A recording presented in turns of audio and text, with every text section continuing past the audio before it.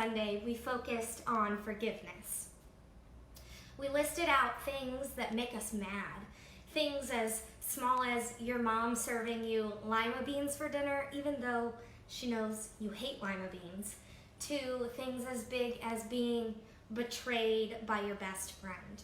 Some situations don't demand many of our forgiveness capabilities, but there are other situations that do.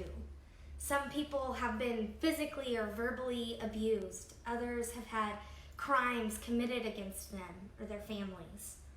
Others may have had their hearts broken by someone that they looked up to, a teacher, a youth leader, or even a pastor.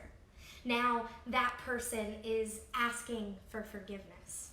1 John chapter 1 verse 9 tells us, if we confess our sins to him, he is faithful and just and will forgive our sins and purify us from all unrighteousness.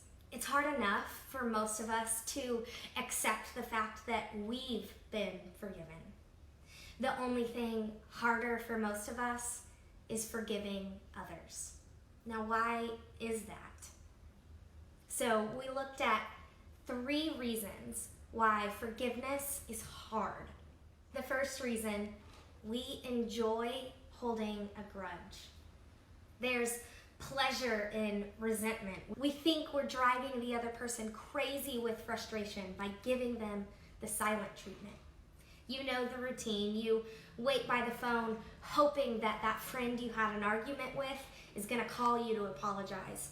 You keep watching the phone, and when they finally call, you're so excited, but you pick up the phone and you say coolly, "Oh, it's you.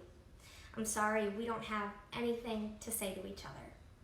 I don't care to talk to you right now." I've seen students go for weeks without talking to their friends. They walk around with their noses up in the air, believing that the other doesn't deserve their forgiveness. Then they almost get mad when their friend finally apologizes because they were having so much fun reveling in their righteous anger. The problem with the silent treatment, though, is that the one holding the grudge usually ends up the loser in the end. They get frustrated because they've put on a "you hurt me" front. And by doing so, they often miss out on some special times with their friends.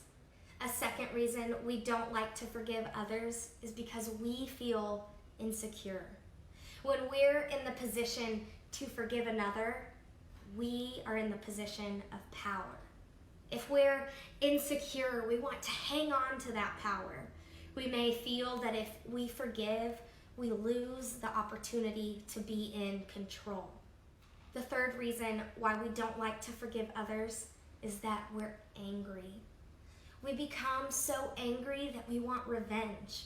For example, have you ever gotten so mad at someone that at night in bed you began to fabricate a conversation between yourself and the person who wronged you? You come up with some zingers, 2 or 3 lines that you know will just devastate them. And then the next morning, you get up earlier than normal, your blood pumping fast, you run to school and can't wait to see them and deliver those great lines that you rehearsed through the night. However, before you can even get any words out, you hear them say, "Will you please forgive me?" What a letdown, right? When you're angry, it's tough to forgive somebody. But unresolved anger held over a long period of time can eventually turn into bitterness.